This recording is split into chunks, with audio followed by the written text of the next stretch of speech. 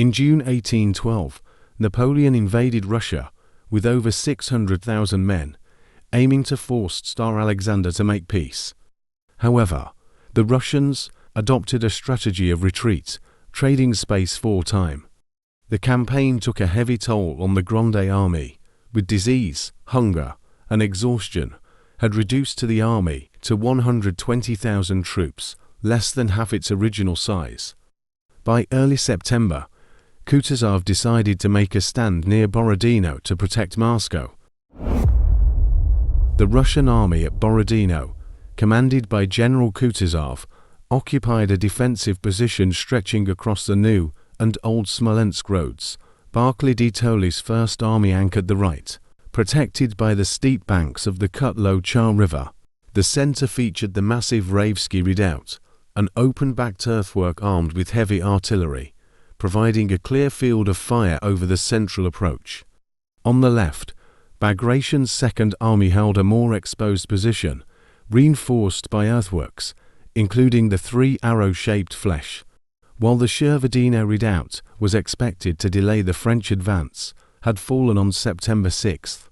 Despite this, Kutuzov maintained his initial deployment, relying on artillery and earthworks to delay Napoleon's attack. Meanwhile, on the other side, Marshal Devout proposed to Napoleon a bold flanking maneuver to exploit the exposed Russian left, but Napoleon rejected it as too risky. Instead, he concentrated his forces for a massive frontal assault.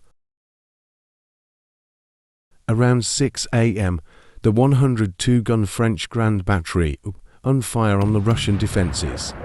Marshal Devout's First Corps, led by Compiègne's division with Desseix's division on the left. They faced strong resistance from Vorontsov's and Nevrovsky's Russian divisions, and Devout himself was wounded in the fighting. By 7:30 a.m., the French briefly captured the Flèches, only to be driven back by a fierce counterattack from Prince Bagration. Ney's Third Corps joined the attack, and Murat led a cavalry charge to repel a Russian cavalry counterattack. On the right, Poniatowski's Polish Fifth Corps advanced toward Utitsa, but struggled with difficult terrain and strong resistance from Tuchkov's Russian militia. On the left, Eugene's Fourth Corps attacked Borodino village, held by Russian Guard Jaegers. After clearing the village, Eugene's forces advanced toward the Raevsky Redoubt, but were driven back. Despite heavy French artillery fire, Russian reinforcements, including Yermolov's horse artillery, unleashed a powerful barrage. In this counter-attack, Russian General Kutuzov, Chief of Artillery, was killed in action leading one of these counter-attacks. To the south, Poniatowski's Polish Fifth Corps captured Utitsa after intense fighting. During the engagement, General Tuchkov was mortally wounded. However, the Polish advance was halted when Russian reinforcements, led by General Baghofwat, arrived to stabilize the position. In the center, the French launched 7 attacks on the Flèche, but each time they were repelled in intense hand-to-hand fighting. At his headquarters, Kutuzov left tactical decisions to Barclay de Tolly and Prince Bagration. At 11 a.m., Prince Bagration was hit by a cannonball, mortally wounded. He was carried from the field. The exhausted Russians began retreating in disarray, and the French finally captured the Flèche. Marshal Murat, seizing the opportunity, led forward Friant's division.